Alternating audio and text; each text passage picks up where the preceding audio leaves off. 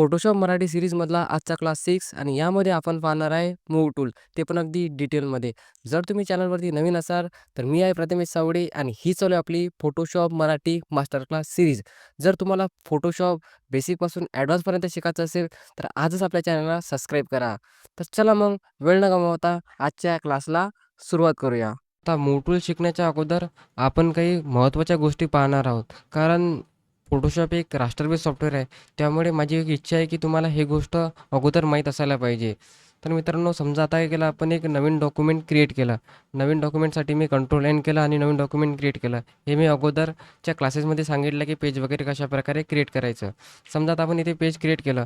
त्यानंतर page create केल्यानंतर तुम्हाला त्या पेजच्या रिलेटेड आपल्याला इथे त्याचं टायटल दिसते. अनटायटल 1 हे त्याचं टायटल आहे. त्यानंतर @80.7%. आता 80.7% हे या पेजची झूम लेवल आहे.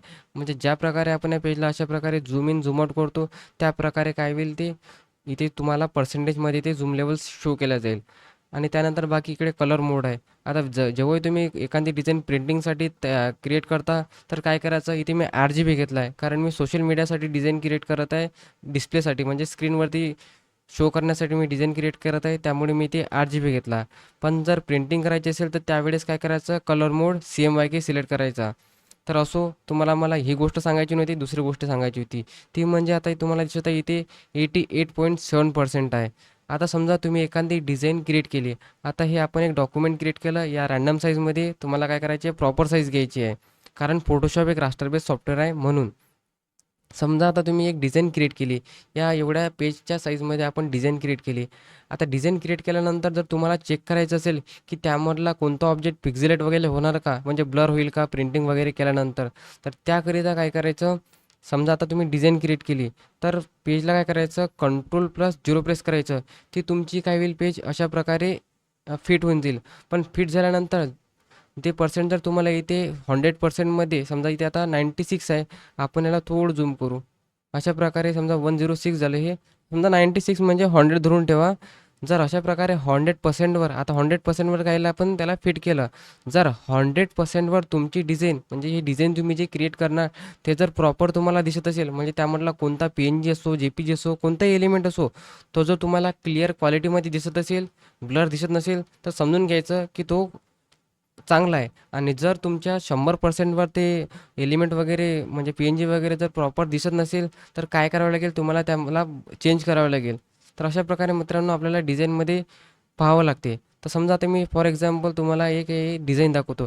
या डिझाईनमध्ये काय केलं आहे, या पेजमध्ये आपण 69.3%मध्ये आपण याला झूम केलं आहे. आता मी याला काय करतो, Ctrl+0 प्रेस करतो. अशा प्रकारे ते 71मध्ये आपण झूम केला आहे. आता 71मध्ये झूम केल्यावर याचा अर्थ असा होते की हा इमेज एवढा मोठा आहे की आपण याला 100% जरी घेतलं तर हा पिक्सेल होणार नाही. आता त्याकरिता मी काय करतो, थोड्याला अशा प्रकारे झूम करतो. जेव्हा झूम करतो तुम्ही पाहू शकता, मी 100 पण क्रॉस केलं तरी माझा इमेज वगैरे ब्लर झाला नाही. म्हणजे हा हाय क्वालिटी इमेज इथे मी ॲड केलेला आहे, यूज केलेला आहे. आणि हेच जर 100वर गेलो तर काही शंकाच नाही, 100मध्ये तर मला ते क्लॅरिटीमध्ये दिसणारच. म्हणून मित्रांनो, कधी डिझाईन तयार करत असताना हा विचार करायचा की मी जी डिझाईनमध्ये एलिमेंट वापरणार आहे, PNG JPG, ते खरंच क्वालिटीमध्ये आहे काय. त्याकरिता Ctrl+0 प्रेस करायचं.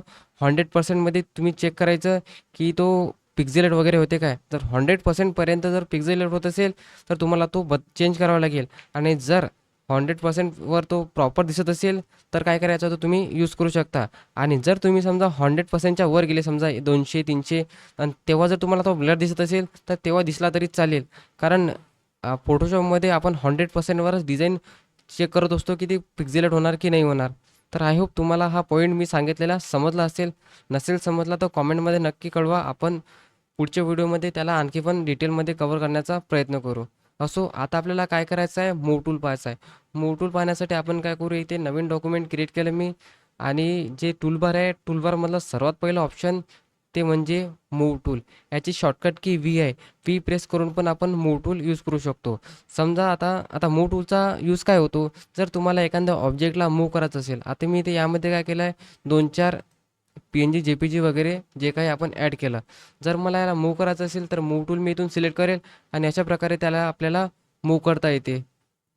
आणि समजा तुम्ही आता एखाद्या दुसऱ्या टूलवरती आहे आणि तुम्हाला डायरेक्ट जर मूव्ह टूल सिलेक्ट करायचं असेल, तर आपण काय करू? व्ही शॉर्टकट की प्रेस करू. शॉर्टकट की व्ही प्रेस करू. आपण डायरेक्ट मूव्ह टूलवरती येऊ आणि अशा प्रकारे डायरेक्ट तुम्हाला मूव्ह करता येते. म्हणजेच तुम्हाला इथे समजा एखादा टूलवर असले आणि तुम्हाला या मूव्ह टूलवरती जाण्याची गरज पडणार नाही. बट डायरेक्ट तुम्हाला व्ही प्रेस केलं की आपण मूव्ह टूलवरती येणार आणि अशा प्रकारे ते आपल्याला ऑब्जेक्ट मूव्ह करता येते. आता शॉर्टकट कीचा सांगण्याचा एवढाच फायदा की आपलं काम स्पीडमध्ये होते आणि आपला वेळ वाचतो. त्याकरिता मी तुम्हाला शॉर्टकट की यूज करण्याची सल्ला देत असतो. तर असो, समजा आता आपण इथे काय केलं, अशा प्रकारे मूव्ह करू शकतो. आता याच्याच रिलेटेड आपल्याला काही प्रॉपर्टी टूलबारमधील हे 2 ऑप्शन पाहिजे आहे. आता शो ट्रान्सफॉर्म कंट्रोल हे आपण मागच्या क्लासमध्ये कव्हर केलं आहे. त्यामुळे मी या क्लासमध्ये तुम्हाला सांगणार नाही. आणि बाकीचे ऑप्शन आहे हे आपल्याला डिझाईन जेव्हा आपण एखादी क्रिएट करू, तेव्हा आपल्याला हे अलाइनमेंटचे ऑप्शन पाहिजे आहे. आणि खूप इम्पॉर्टंट ऑप्शन आहेत आणि युजफुल ऑप्शन आहे. यामुळे आपल्या कामाची स्पीड वाढते आणि एक प्रॉपर आपल्याला अलाइनमेंट वगैरे देता येते. हे आपण नंतर पाहणार आहोत. कारण आपल्याला डिझाईन क्रिएट करण्यापर्यंत पोहोचण्यापर्यंत खूप वेळ आहे. तर असो, समजा आता इथे ऑटो सिलेक्ट आहे. आता या ऑप्शनचा कोणता यूज आहे, तर ते पाहू. समजा आता काय केलं आहे मी, या ऑटो सिलेक्टला अशा प्रकारे ऑन केला आहे.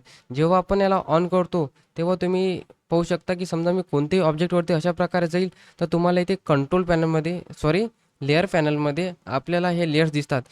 आता हे लेयर दिसतात. समजा मी एखाद्या ऑब्जेक्टवरती तुम्ही ध्यान ठेवायचं. आता मी एखाद्या ऑब्जेक्टवरती अशा प्रकारे कर्सर घेऊन जातो, तेव्हा तो ऑब्जेक्ट म्हणजे ती लेयर काय होती, अशा ब्लू कलरमध्ये येते. आता मी काय करतो, एक कोणत्याही लेयरवरती जातो, तर तुम्ही या इथं पाहायचं लेयर पॅनलमध्ये ती तुम्हाला लेयर ब्लू कलरमध्ये झालेली दिसते का? आता मी एखाद्या लेयरवर गेलो, समजा यावरती गेलो, तर दिसते तुम्हाला ती 1 नंबरची लेयर ब्लू कलरची झाली. म्हणजेच ते आपण डायरेक्टली अशा प्रकारे मूव्ह करू शकतो, जर तुमचं हे ऑप्शन सिलेक्ट असेल तर ऑटो सिलेक्ट. पण जर ऑप्शन तुमचं सिलेक्ट नसेल, आता मी याला काय करतो, अशा प्रकारे ऑफ केलं आणि आता मी कोणतीच लेयर सिलेक्ट केली नाही, पण मी एखादी लेयर सिलेक्ट करायचा प्रयत्न करतो, तर तुम्हाला अशा प्रकारे एक पॉपअप येतो. तो म्हणजे could not use the move tool because no layer are selected. म्हणजेच आपण कोणतीच लेयर सिलेक्ट केली नाही. त्याकरिता आपल्याला काय करावं लागेल, इथे लेयर पॅनलमध्ये यायला लागेल आणि मॅन्युअली अशा प्रकारे आपल्याला एक जी लेअरवरती आपल्याला मूव्ह करायची आहे, ती लेयर आपल्याला तिथून सिलेक्ट करावी लागेल आणि त्यानंतर आपण त्या लेयरला समजा आता 5 आहे. 5 लेयर कोणते हे तुम्हाला अशा प्रकारे या कोर्स नावाच्या याच्यावर हे लाईन अशी आलेली दिसते. आता मी 5 वरती गेलो लेयर पॅनलमध्ये, तर तुम्हाला त्यावरती अशी ब्लू कलरची लाईन आलेली दिसते. म्हणजे तो आपला 5 नंबरचा ऑब्जेक्ट आहे. त्याला आपण फक्त मूव्ह करू शकतो. आणि जर तुम्ही बाकीच्या ऑब्जेक्टला मूव्ह करण्याचा प्रयत्न केला, तर होणार नाही. फक्त तोच ऑब्जेक्ट मूव्ह होणार. त्याकरिता आपल्याला ऑटो सिलेक्ट हे ऑप्शन खूपच कामात पडणार आहे. म्हणून हे कधी ॲक्टिवेट ठेवायचं. आता मी जर याला ॲक्टिवेट केलं, तर मला काय करायचं आहे, जे ऑब्जेक्टवरती मूव्ह करायचं असेल, त्यावरती मी अशा प्रकारे कर्सर घेऊन जाईल आणि त्याला आपण मूव्ह करू शकतो. म्हणून तुम्ही काय करायचं, या ऑप्शन कधीही ॲक्टिवेट ठेवायचं. त्यानंतर ऑप्शन दिसतं आपल्याला इथे ग्रुप आणि लेअर.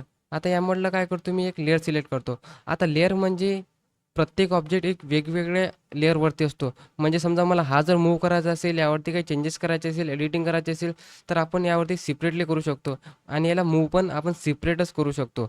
पण ग्रुपमध्ये असं आहे, की जर आपल्याला समजा आपण एखादा लोगो वगैरे क्रिएट करतो, तर त्यामध्ये आपल्याला काय करावं लागते, त्याचा एक ग्रुप बनवावा लागते. समजा बाय चान्स आपला जर एखादा त्या लोगोमधून एखादा पार्ट जर मूव्ह झाला, तर आपल्याला आणखी त्याला ॲडजस्टमेंट करण्याला खूप वेळ लागतो. त्याकरिता आपण त्याला काय करत असतो, ग्रुप करत असतो.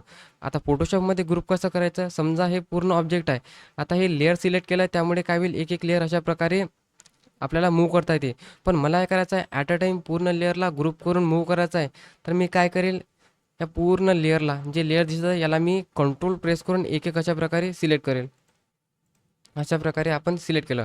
त्यानंतर कंट्रोल जी प्रेस करायचं आहे, म्हणजे कंट्रोल जी शॉर्टकट की प्रेस केल्याने काय होईल, ते ग्रुप होईल. जर तुम्हाला या ग्रुपला नाव वगैरे द्यायचं असेल, तर त्यावर त्या नावावरती काय करायचं, डबल टॅप करायचं आणि अशा प्रकारे आपण नाव देऊ त्याला. समजा सोशल, मी अशा प्रकारे सोशलचे आयकॉन वगैरे आपण असे देऊ आणि एंटर प्रेस केले मी, तर त्याला हे सोशल मी रिनेम केलं. मग रिनेम केल्यानंतर काय करावं लागेल, तुम्हाला या ऑप्शनमध्ये यावं लागेल आणि इथे ग्रुप हे सिलेक्ट करावं लागेल. जर तुम्ही ग्रुप सिलेक्ट केला, तर काय होईल, हे पूर्ण पार्ट जो आहे तो ग्रुपमध्ये आपल्याला अशा प्रकारे सिलेक्ट करता येतो. पण मित्रांनो, जर अगोदर त्याला काय करावं लागेल, तुम्हाला इथे ग्रुप करावं लागेल आणि त्यानंतरच आपण त्याला ग्रुपमध्ये इथून मूव्ह करू शकतो. आणि जर तुम्ही लेअर सिलेक्ट केलं, तर काय होईल, प्रत्येक ऑब्जेक्ट अशा प्रकारे मूव्ह होईल. जर तुम्ही ग्रुप केला असेल तरी पण. आणि जर तुम्ही इथून ग्रुप केला, इथे ग्रुप केला आणि ग्रुप सिलेक्ट केलं, तर आपण पूर्ण ग्रुप अशा प्रकारे त्याला मूव्ह करू शकतो. आय होप मित्रांनो तुम्हाला समजलं असेल की कशाप्रकारे मूव्ह टूल काम करतो. एक इझी टूल आहे. यामध्ये काही जास्त काही पाहण्याजोगतं नाही आहे. यानंतरचा टूल येतो आपला सिलेक्शन टूल आणि खूप इंटरेस्टिंग टूल आहे. तुम्हाला पण यामध्ये इंटरेस्ट येईल. आय होप तुम्हाला इथपर्यंत समजलं असेल. काही डाऊट असेल तर कॉमेंटमध्ये नक्की कळवा आणि अशाच युजफुल ट्युटोरियलसाठी आपल्या चॅनलला आताच सबस्क्राईब करा. तर चला भेटूया मग येणाऱ्या पुढच्या व्हिडिओमध्ये.